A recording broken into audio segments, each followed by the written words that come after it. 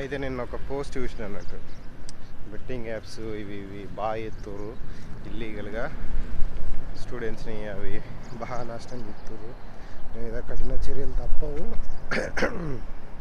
అనుకుంటా పోస్టులు చూసిన తర్వాత అర్థమైంది నాకు, ఇది చాలా ఏళ్ళ నుంచి నడుస్తున్నాయి, ఇప్పుడు కూడా నడుతున్నాయి. పోస్ట్ పెట్టినా కూడా యాక్షన్ తీసుకుంటూ వీళ్ళకు ఏమవుతుంది, యూత్ ఉన్న వాళ్ళు ఏం చేస్తారు, ఏదో వాళ్ళు బాగా నాకు అర్థమైతే లేదు. ఒకప్పుడు హీరోస్కి ఫ్యాన్స్ ఉన్నట్టు అన్నట్టు, మా హీరోని అంటే మా హీరో కానీ కొట్టుకొని తిట్టుకొని తెచ్చేటోళ్ళు. అదే ఇప్పుడు యూట్యూబ్ వాళ్ళని హీరోలను చేసి వాళ్ళు పెద్ద సెలబ్రిటీస్ లెక్క, వాళ్ళు ఏదో వీళ్ళకు ఏదో వేసి పొడిచినట్టు, వాడు ఇట్లా ఎత్తుండ్రా ఫ్రాడ్ రా, అరే అమ్మకుర్రా అన్ని, నీ పైసలు నీకే లాస్ అవుతాయిరా, తప్పురా అని చెప్పేటోళ్ళను వాని కామెంట్కి పోయి వానికి కామెంట్ చేసి తిట్టుడు. ఇక్కడ వాడు ఫ్రాడ్ రా, ఇట్లా ఎత్తుండ్రా, నీ డబ్బులు తీసి నీకే ఇస్తారా, గెలితే నీకే వచ్చేది కట్టని ఒకళ్ళు వీగినాయి అనుకో, ఎవడైతుందో యాప్ వానికి సగం, వాడైతే నీకు షేర్ చేసిండో క్రియేటర్ ఉన్నాడో వానికి సగం డబ్బులు వస్తాయి. ఇందులో లాస్ అయ్యేది నువ్వు తప్ప ఎవ్వరు లాస్ అయ్యాడు, మీ పైసలు తీసి మీకే పెడతారు. లాస్ వచ్చినా లాభం వచ్చినా వానికి మాత్రం డబ్బులు వస్తూనే ఉంటాయి. వాని లింక్ క్లిక్ చేసి పే చేసినది ఇంత ఇది తెలియదు ఏరియదో వాళ్ళకు. చాలామంది, చాలా అంటే చాలామంది చెప్తూనే ఉన్నారు. నా ఇన్వెషన్ ఇవిడు ఆయనకి ఎన్ని ఆఫర్స్ వచ్చినా కూడా నేను చెయ్యనే ఇంతవరకు ఒక్క ప్రమోషనల్ వీడియో చేసిందే లేదు. నాకు తెలుసు ఎట్లుంటుంది లైఫ్, దానివల్ల ఎంతమంది ఎఫెక్ట్ అవుతారు, డబ్బులు వచ్చి సంపాదించిన మ్యాటర్ కాదు, ఎంతమంది ఈ జీవితం నాశనం అవుతుంది అతను తెలుసు కాబట్టి నేను ఎత్తలేడు. వేరే నా కొడుకులు వాడు ఇన్స్టాగ్రామ్ స్టోరీస్లో దీనికోసం టెలిగ్రామ్లో జాయిన్ గారి దానిలో చెప్తా. నువ్వు డైరెక్ట్ ఎందుకు చెప్తావు, డైరెక్ట్ చెప్తే యూట్యూబ్లో చెప్తాయి, నీ యూట్యూబ్ ఛానల్ సస్పెండ్ అవుతుంది, డైరెక్ట్ టర్మినేట్ చేస్తుంది యూట్యూబ్.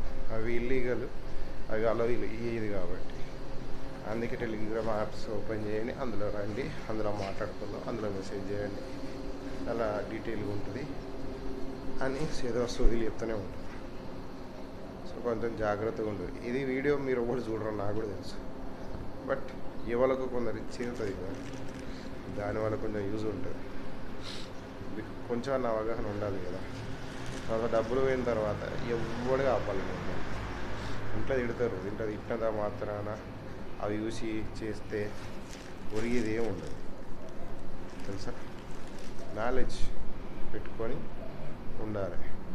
ఒకసారి ఇట్లనే కొందరు తెలిసిన సర్కిల్లోనే ఇంట్లో ఫ్రెండ్స్లో వాళ్ళు కూడా ఈ యొక్క యాప్ వచ్చింది అప్పట్లో, ఏదో యాప్ పేరు తెలియదు నాకు, కానీ యాప్ వస్తే ఏం చేసారు, దానికి ఏదైనా పర్చేజ్ చేస్తే ఒక ఐటమ్ వస్తుంది. పర్చేజ్ చేసారంటే మీకు ఏదో ఒక బౌల్లో స్టవ్ కుక్కర్ ఏదో ఒకటి ఉంటుంది, పర్చేజ్ చేసి దాని లింక్ని వేరే వాళ్ళకి ఇట్లా ఇన్వైట్ చేసి వాళ్ళు కూడా దాన్ని బై చేస్తే మీకు డైలీ పైసలు వస్తూనే ఉంటాయి.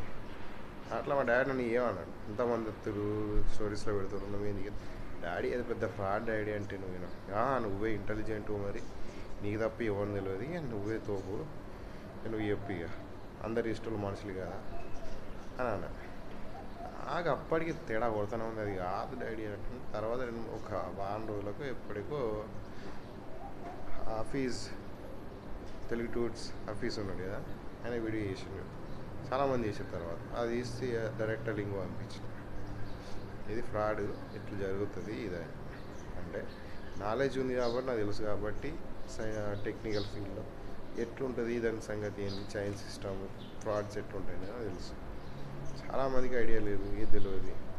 నేను ఈ టెక్నికల్ ఫీల్డ్ ఉన్నా కాబట్టి నాకు నాలెడ్జ్ ఉంది కాబట్టి నాకు తెలుసు ఏది గురించి, ఏది ఫ్రాడ్ ఏంది అనేది. అందరికి తెలుసు, అందరికి అంత ఐడియా ఉండదు కదా. సో ఎవడు వాడతాడు, మన క్రియేటర్ చెప్పిండు, లేకపోతే వాడు మానవుడే, వాడు ఎందుకు చెప్తాడు, లేకపోతే ఎందుకు చెప్తాడు అని ఒక మెంటాలిటీతో చేసి మోసపోతాడు. అట్లా కాకూడదు. వాళ్ళకి తప్ప నీకు ఒక్క రూపాయి ఒక్క పైసా కూడా బెనిఫిట్ ఉండదు వాటిలో. జాగ్రత్త.